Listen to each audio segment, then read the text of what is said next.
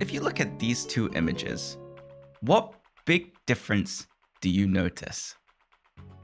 If you said there's a huge Baron Nashor in the top left corner, you're right, and we're gonna play him. Yo, what is up everyone? We are starting this game from 2-2 because my recording started a little late, but we took Radiant Relics at 2-1 and thankfully got a Radiant TG, which is probably one of the best things you could get, especially early game. It helps your win streak, helps you save a lot of HP, and honestly my augment options were pretty bad, so I was pretty happy to see something that at least made my board a little stronger and meant that I wasn't playing behind from super low HP. It's probably a good time to talk about the set mechanic of this set. The set mechanic is unlockable champions, which basically just means there's more units than usual in the set. For Void, there's actually 3 unlockable champions. It starts with the 4-cost Kaiser, who requires 3 items on a long shot unit, which actually another Void unit Cogmore is, so there's a synergy there. There's the Rift Herald, which requires 8 rounds of Void being fielded. And finally, there's Baron Nashor, who requires you to have all the Void units, including the unlocks, on your board. Baron Nashor also has the requirement of being level 10, so you have to reach level 10 and then field the Baron Nashor, which is actually how you reach the final breakpoint of Void. So the Void trait is actually a breakpoint of 2, 4, 6, and 9, there being 8 Void units, but actually the Baron Nashor counts as 9. The Void trait gives you mutations at breakpoint 2, 4, and 6, which actually buff your champions a little bit without taking an item slot. It might be a little bit of extra damage amp, it might be a bit of AD and AP, and there's also one that spawns a Voidling based on a tank's max HP. I hadn't planned to play Void yet during this game. I know there was a Rek'Sai in my shop, and obviously you have to field Void for 8 turns before you unlock Herald, so it's better to get it in earlier. But I was still a bit confused, and the direction I get later on in the game definitely lets me know that I should play it, but for now I'm still keeping my options open. On this carousel, I knew I had long shots, I had the upgraded frontline, I had the Rascal's Glove on my frontline, so I just wanted damage components here. So I was hoping for either Ashe or Draven. Actually, surprisingly I got a 3-cost sword, which is like kind of uncommon for second last pit, but no complaints. And then I was considering whether I want to slam GS or IE. In my head, you probably don't want to slam GS over IE if you're playing towards long shots, because your long shots get amp anyway, so GS would be like a worse item. So I actually slammed the IE on Vayne, which allows her ability to crit as well, and I think that probably is stronger. It just is a little less flexible. I think I'm more hard-coded towards playing either long shots or like maybe something else that scales off having crit, like if there is executioners, which I honestly, is there? Oh yeah, there is. There's Fiddlesticks is one. Spoiler alert. Well, I guess it's not a spoiler at this point, everything's released. Okay, never mind, not a spoiler alert. But yeah, here I just want to streak, make sure I can get 4 wins, and then try and push my streak till stage 4 probably, while I find Void in. I didn't actually pump here because I thought this guy was super strong at level 6. I saw him in my pool, I was like, there's no point pumping. But I beat him, probably just because of my Radiant TG. Also, this Vayne ended up doing a lot of damage. Unlock Poppy here, so it's always in my next shop. Unfortunately, I don't really need the Poppy. It doesn't really help. I just got it from playing 2 units on the Demacia unit, which is the Vayne. That's one of the downsides of unlocks, but the devs have thought about most of it already. So for example, even though I've unlocked Poppy and now she's a 2-cost in my pool, if I don't buy this Poppy, I actually have less odds of seeing her than a normal 2-cost. There's a lot of, I say a lot of, there's like a couple of hidden rules, but they're not hidden rules because they're all published. So they're super transparent about the unlocks and what rules come up with the unlocks. It's information you can find online. You can find on probably most of the API websites like Tactics Tools or MetaTFT or something. So yeah, I wouldn't worry about having to know all these secret rules or hidden rules. They'll all be accessible. They're not going to be hidden or secret. get a second Vayne here, which is huge. If I can end up getting Vayne 2, I'm sure that would be super good for streak. And so in my head, I'm just thinking I'm probably going to be playing long shots here. What's the 4-cost long shot? It's Kai'Sa. Therefore, at some point, I should probably get Void in and either play towards Vertical Void because it's early on in the set and playing vertical trades is a lot easier. Or I should look what Kai'Sa has and play around her. So she like play 2 Void with a Rift Herald in because I play 2 4-costs for my level 8 board. Something like that. End up dropping the second Vayne here, which is huge. Bow, Sword, Tia. I like the Nash's slam here because I already have IE slammed. And then I have the Shojin left. And honestly, here I should probably just wait. But I think I slam it. Oh no, am I a genius? Oh, never mind. Oh my gosh, there's no way I just did that. Okay, don't look. I think I tried to reforge the Tia, but it made Vayne 2 and made the Shojin. But listen, we're trying to streak anyway. This can't be bad. Would be huge to win 3-1 here. I see he has 6 units on board and he's got an Ashe too. But honestly, I feel like I'm super strong with this item on Briar because Briar gets to use like basically anything. She uses tank well, she uses AD well, and I think even AP gives her attack speed scaling, so it's not awful. I feel like she's a very good holder of the Radiant TG. And then also obviously I have the Vayne too, who's basically just a massive pumper at this point. We see the second augment here, Prismatic Augment. Soul Awakening a new one. I read it quickly and I'm like, okay, I'm not 100% sure that's good, but I know what is good right now is probably Radiant Rascals, just because a JG is never bad. I think Lotus would have been okay if I didn't have IE slammed. And then I don't think I'm ever clicking 1 or 3 here because it doesn't really help my board. And just the Radiant TG helps my board the most right now. So I decided to click it. And with 2 Radiant TGs here, you can only pray at 4-2 that you hit Lucky Gloves. Because if you do, it is unbelievable.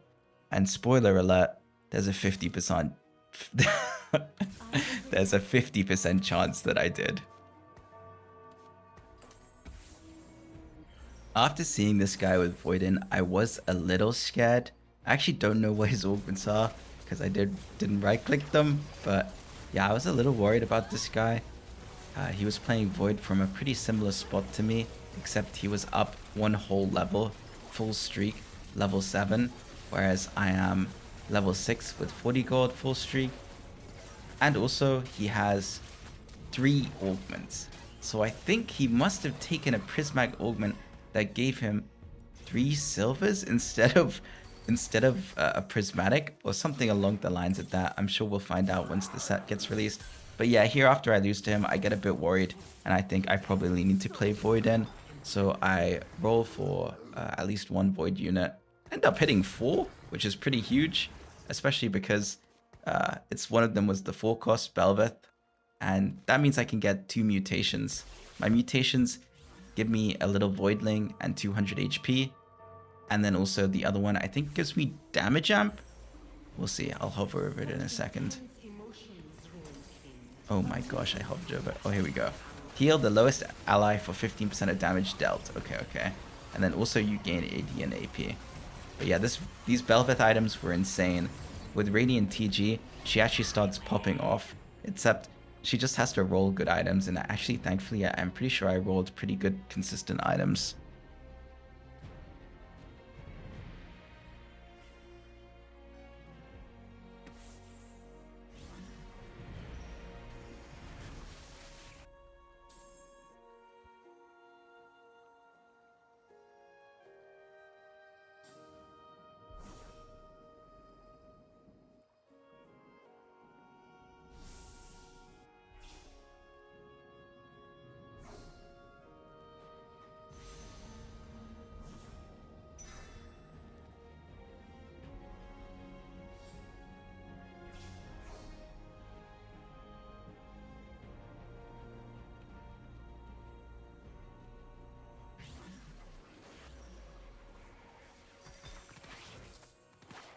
The heart of Piltover is its people.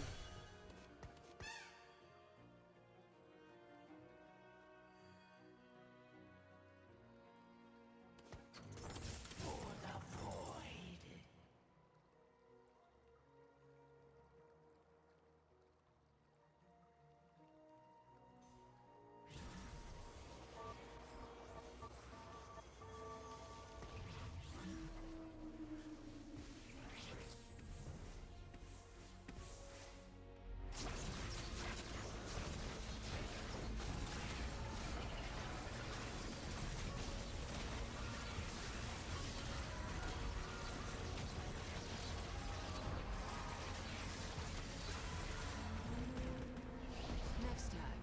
choose the right side.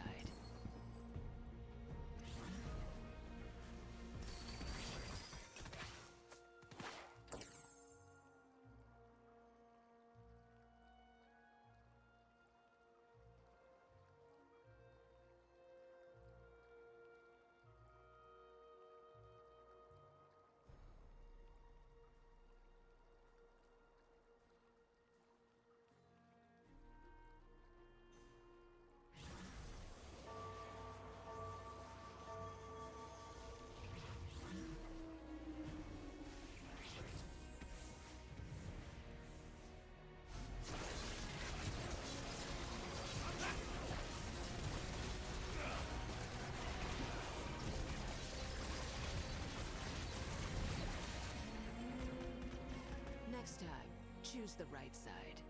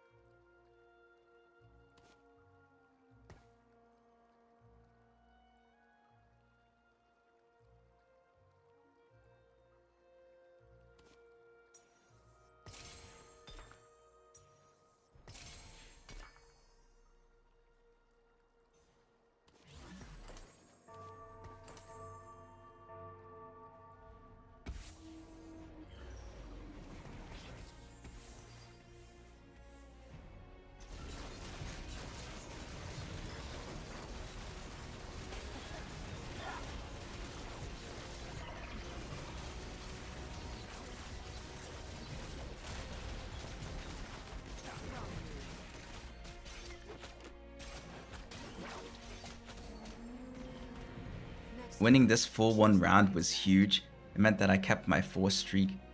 Kinda sucks that we lost that 1 round to the Void guy earlier, because I'd be like full streaking if it weren't for that. But it is what it is. And we go into the 4-2 augment for the 3rd prismatic. Oh yeah.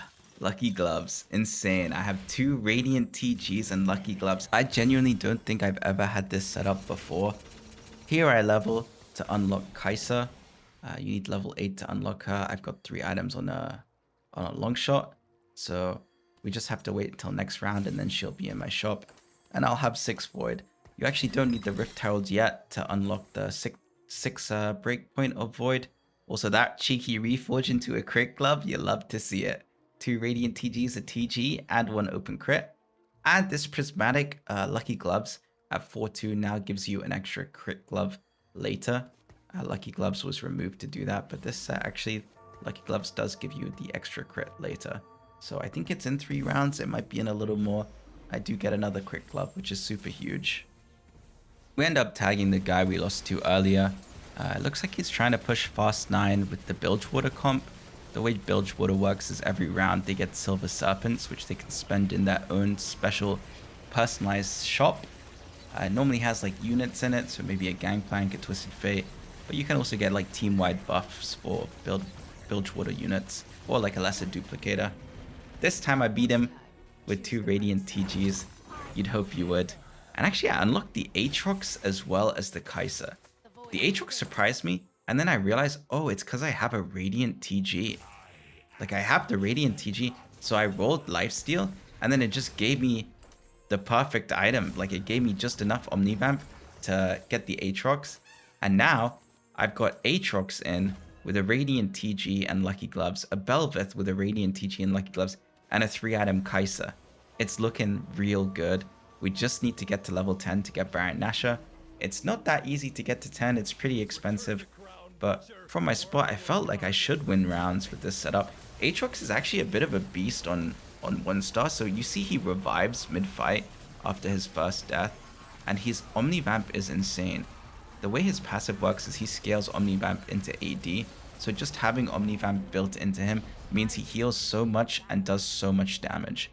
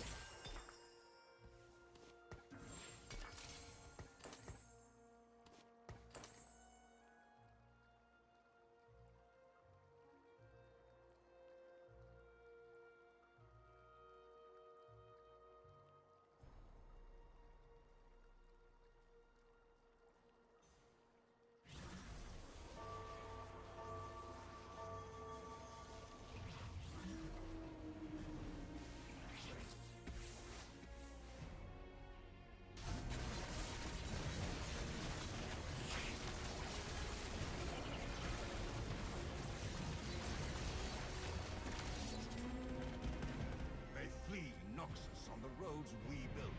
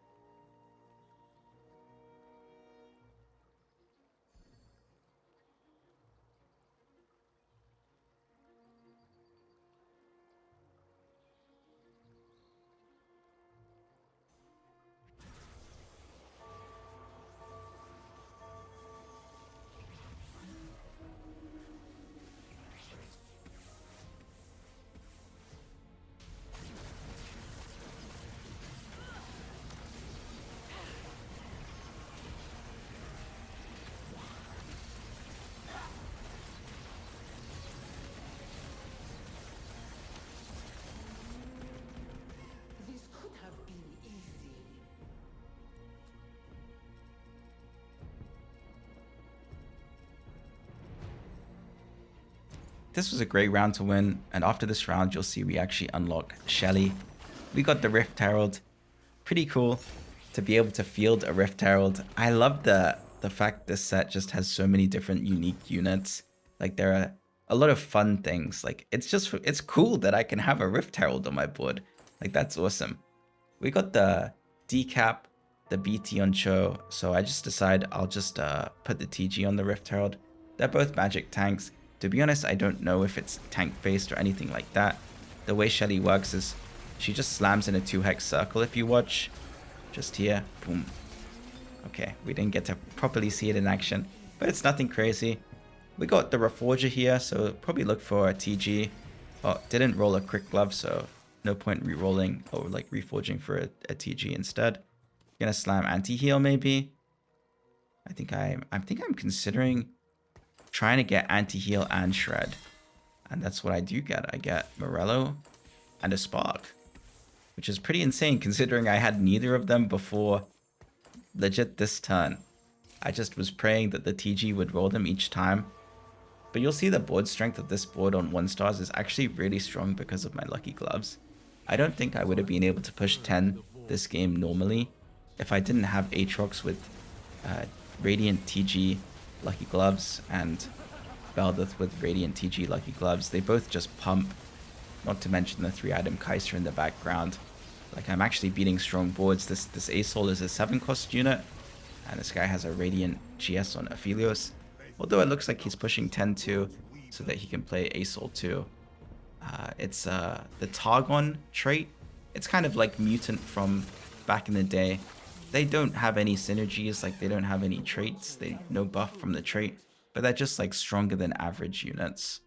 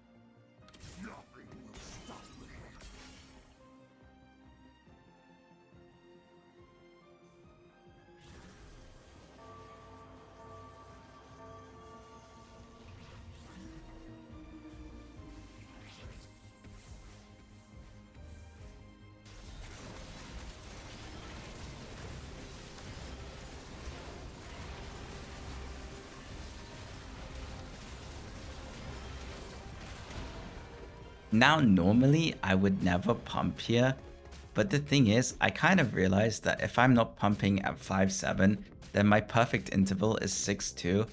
And if I'm pumping at 6-2, then I get to see 2 rounds less of the Baron Nashor, because the Baron Nashor gets unlocked in the shop after you unlock it. So I just decided to pump 10 here, unlock the Baron Nashor so that we can see it in the next shop, and then probably roll for the Nashor 2 at level 10.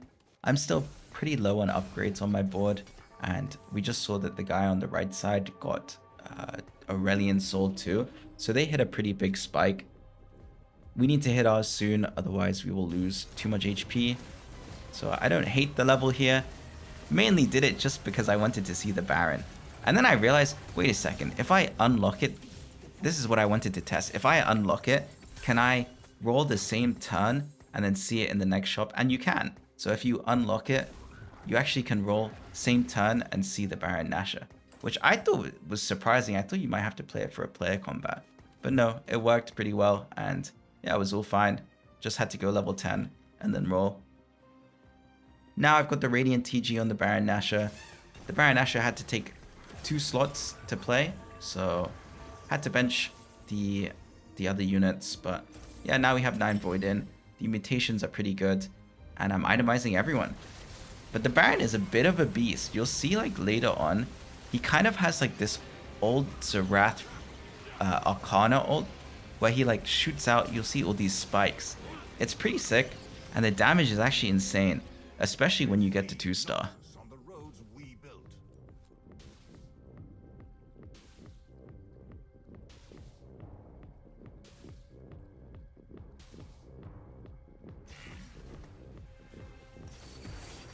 Witness the strength of Noxus.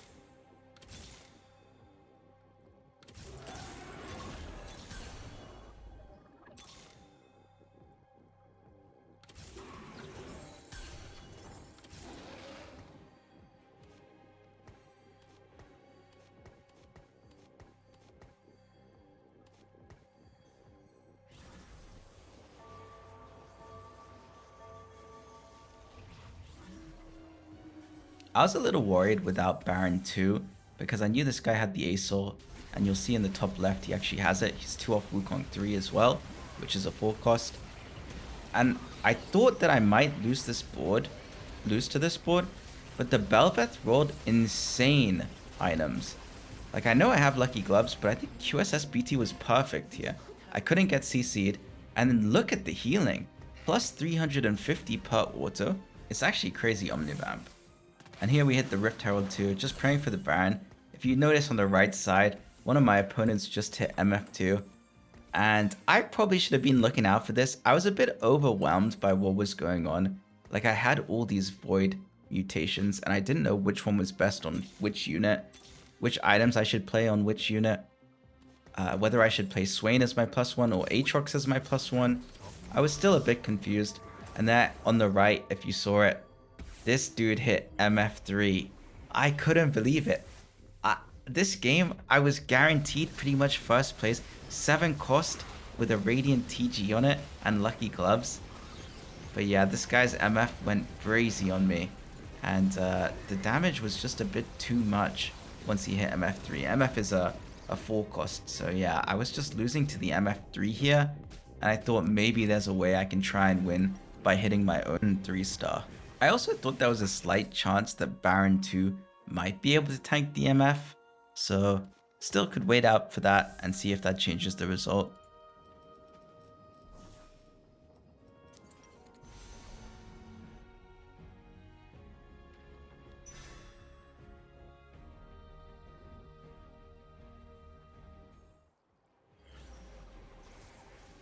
You dare oppose Noxus.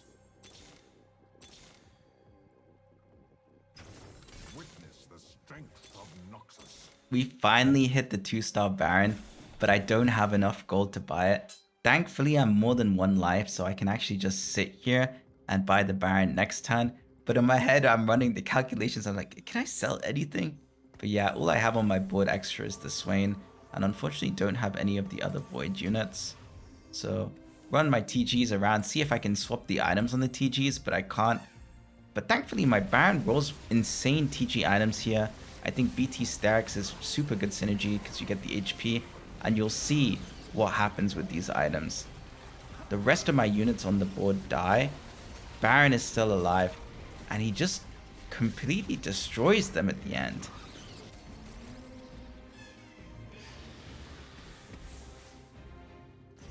After making this Baron 2, I thought maybe there was a chance that I could beat this MF. So I thought about my items. I thought I could maybe re-roll my items as well. Didn't work. Can't swap the TGs. The items just stay the same every time. It's predetermined what they're going to roll that turn. And so I think about positioning into MF. And I think maybe I want my Bel'Veth and Baron same side, with the Rift Herald tanking the MF and the Swain same side as the Rift Herald. So I moved my Baron right side and the Rift Herald full left, just to try and tank the MF for enough time for my Baron to do damage. Unfortunately, I'm pretty sure this MF just does ridiculous damage. It is a 3-star 4 cost, but within 2 costs, my whole board is gone, and it's just the Baron alive, which is just not good enough to be able to beat the MF. I try and position one more time, just to see if I can beat the MF for 7-1. Enjoy the fight. Thanks so much for watching, team. I appreciate you all, and I hope you enjoy Set 16 when it releases. I've been having such a good time playing the playtest, and I think everyone should give it a go.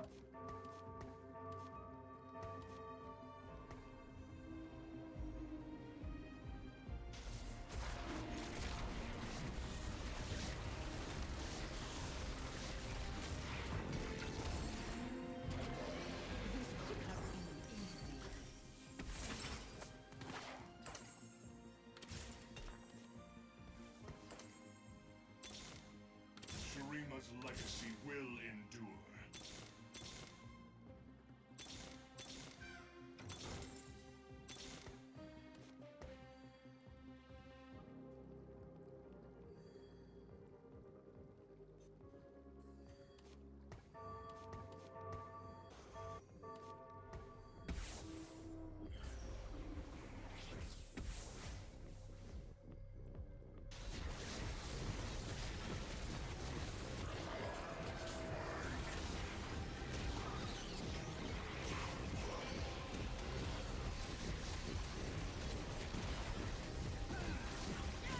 GG everyone, thanks so much for watching. If you enjoyed the video, like, comment, subscribe. You guys are the goats if you made it this far. Thank you.